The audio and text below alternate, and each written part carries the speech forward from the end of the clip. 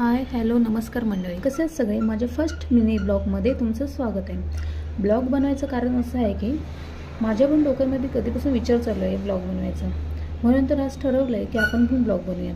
तसंही दुसऱ्यांचे बघून बघून कंटाळाच आला आहे, म्हणून बघूया ट्राय करून. मला माहिती मला जमणार नाही, पण ट्राय करायला काय जातं आहे.